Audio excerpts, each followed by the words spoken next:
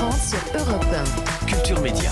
Thomas Hill. Et on démarre cette émission avec le journal des médias de Juju Piche Piche. Et d'abord les audiences, Julia. Hier soir, M6 diffusait les derniers numéros du nouveau jeu, Pandore. Ouais, vous savez que la chaîne a fait le choix de déprogrammer l'émission présentée par Olivier Mine, en tout cas de changer son fusil d'épaule en raison des audiences qui n'étaient pas vraiment au rendez-vous pendant les vacances de Noël. Sur la case des primes, Pandore a encore chuté hier, réunissant 741 000 téléspectateurs, 4% du public. M6 était la 5e chaîne hier soir lors des primes, juste derrière France 2, qui a également fait un flop avec un autre jeu, l'Anneau, avec Laurent Luyat, qui a fait le même score à 1000 personnes près, 742 000 téléspectateurs. C'est l'un des pires scores de la saison en prime pour France 2. On était loin du score de France 3 qui a fini en tête avec la série Face à Face, 3,4 millions, et même loin de TF1 avec le grand concours des animateurs, 2,9 millions. Un petit mot des maternelles XXL revenus en matinée sur France 5. Eh bien, elles peinent à trouver leur public, 26 000 téléspectateurs. C'est en baisse. Hier matin, ce serait un bon score pour Novo 19, mais pour France 5, on attend un petit peu mieux que ça. Un peu juste. Europe 1, le journal des médias.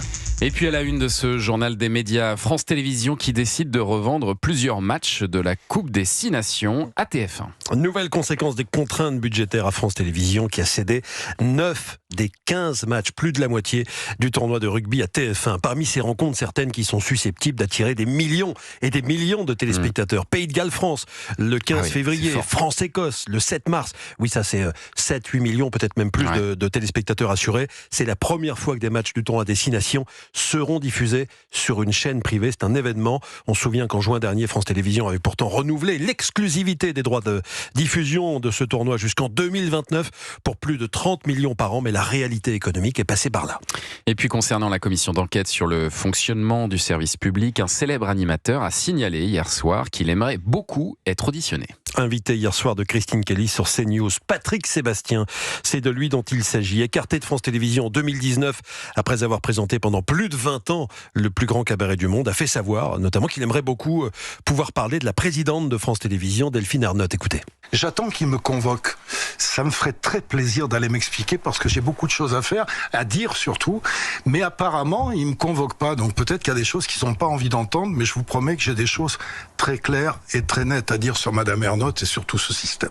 Après, il a dit beaucoup de choses déjà ces dernières années, Patrick Sébastien, mais peut-être qu'il a encore des choses à dire. On sait à peu près ce qu'il va dire. Et concernant cette commission d'enquête, les auditions reprendront la semaine du 19 janvier après une petite pause. Seront interrogés des représentants des salariés de France Télévisions et de Radio France. On verra si Patrick Sébastien est convoqué, mais a priori pour l'instant ce n'est pas à l'ordre du jour. La convocation n'est pas arrivée. Non. Et puis alors ça s'est passé en fin d'après-midi, l'antenne de France Info a été perturbée par une sirène. Séquence insolite, même si ça n'a pas vraiment fait rire sur le moment. 17h04, nous sommes en plein direct sur la chaîne France Info. Une alarme incendie retentit. Écoutez.